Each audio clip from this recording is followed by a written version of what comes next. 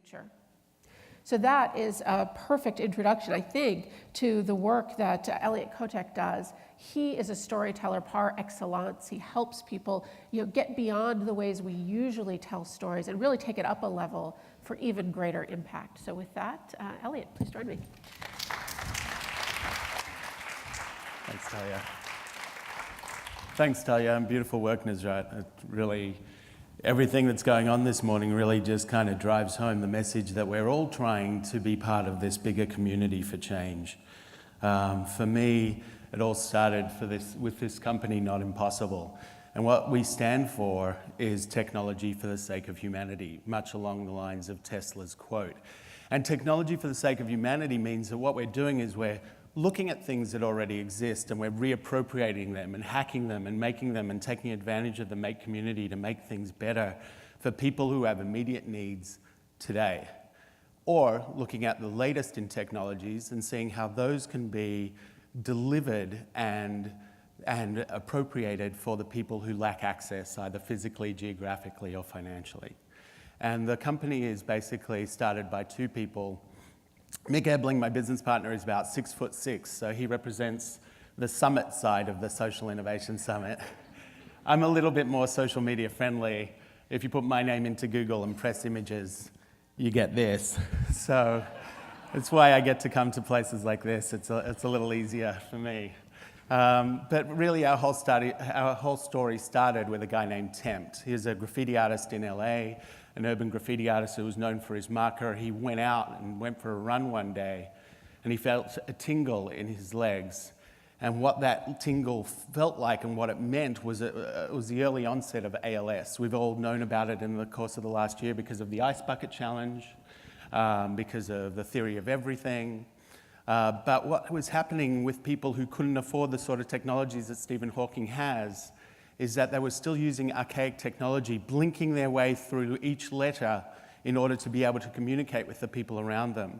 So you had people back in 1995 when the diving bell and the butterfly and that beautiful story was being told, was this Vogue editor who blinked his way through an entire book.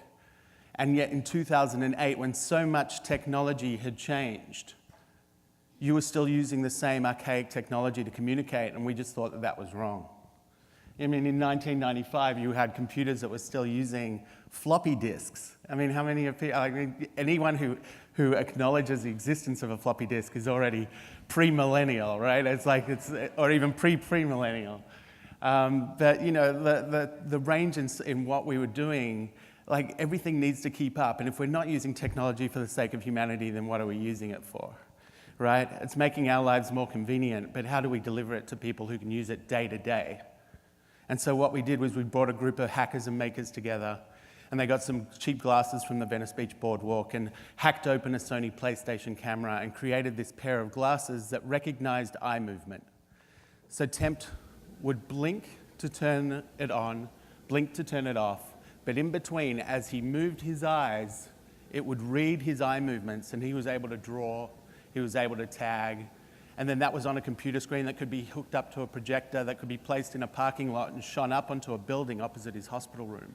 So he'd be lying there completely paralyzed, yet out of the corner of his eye, he could see a drawing taking shape on the building opposite his room, something that he was creating.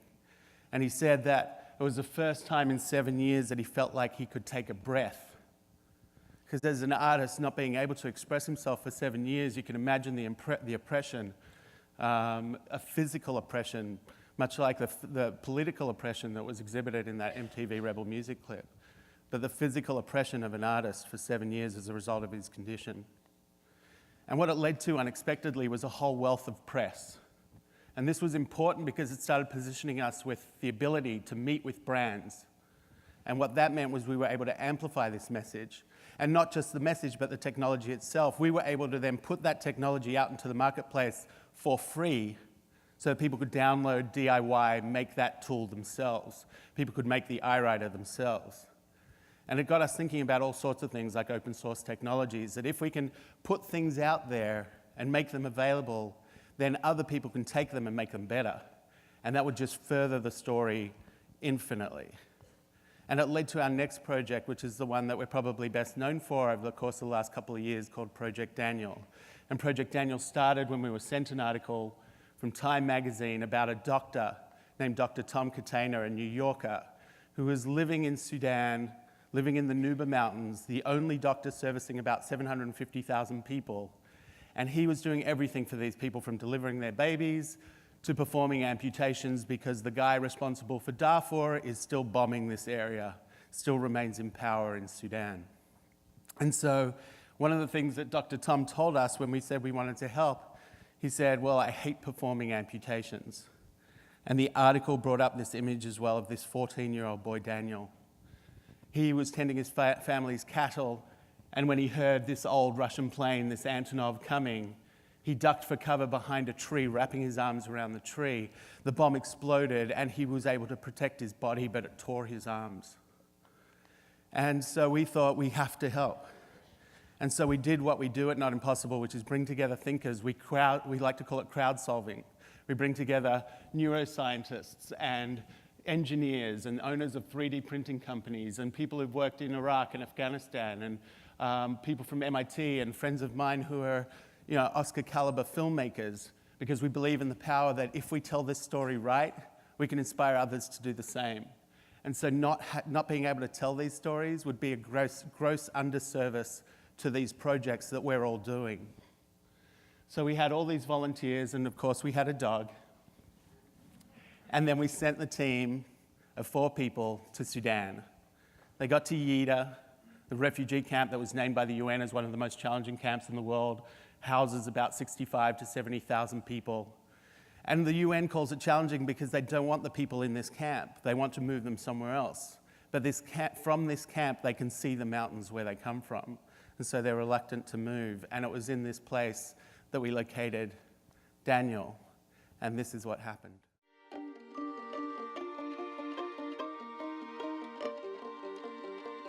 You ready?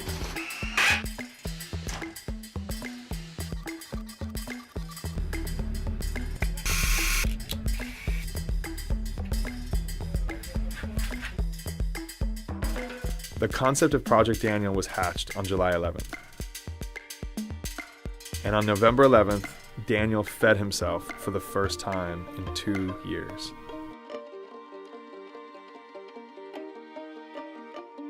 But it's never about just one person. If we could teach the locals to do it themselves, then Project Daniel could live on long after we left. And it did.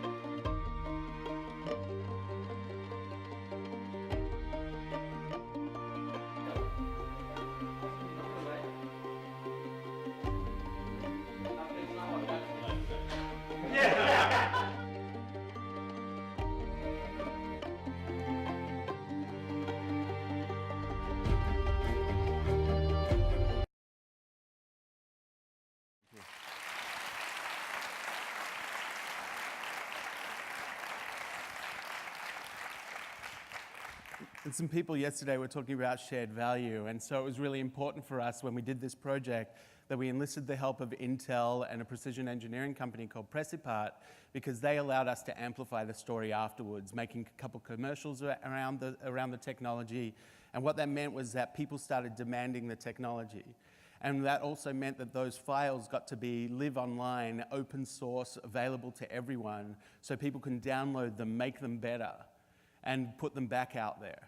And so Intel saw this wealth of activity around this campaign, and the beauty of that meant that they wanted to do it again, that it increased not just the morale and employee retention, but it increased their earned media ability, right? So we're all doing these things for the sake of it, for the sake of humanity, but if we don't tell people about it and people aren't aware of it, how do we get them to be inspired to do more of it? How do we get the marketing departments to say, we want in too, because this is good for our branding, but it's good for our business, it's good for our CSR, it's good for everyone. So that's what the awards and everything that came really increased the value of that proposition and enabled us to take the act of helping one person, which seems super achievable when you're not a Bill and Melinda Gates Foundation or you're not a massive company or a massive academic institution. You need to be able to do stuff that you can achieve, right? There's that old adage that we can't do everything, but everyone can do something. So we focus on helping one person. And by helping one person, we know that there are thousands of others who have the same condition, who can benefit from it. And it's led to us receiving news from all over the world of, hey, I watched Project Daniel and I downloaded the files and I built an arm for a kid in Brazil. Or a little girl in Vietnam in the top right who's 6 years old, is a quadruple amputee, was shown Project Daniel and knows that her life doesn't have to just exist in the body that she has, that there will be solutions available to her. And it's such an exciting time now because all these people, all these makers have this ability because there's no need for them to have a structure, right? They can get a 3D printer from online. They can go into a Microsoft Mall store anywhere in the country and pick up a MakerBot. The tools are available to them. They're not just in these big businesses anymore. So you don't need permission to innovate. You just need the will to innovate. If you don't know how to work something, if you don't know how to turn it on, you go on YouTube and watch a video about it. And if you have questions, you go to Facebook or you go to a community notice board and you get those questions answered. So we like to ask you, who is your Daniel? Who's that person that you can have in your community who you can help? Just that one person. Help us individually, each help one, so collectively we can help many. Thank you.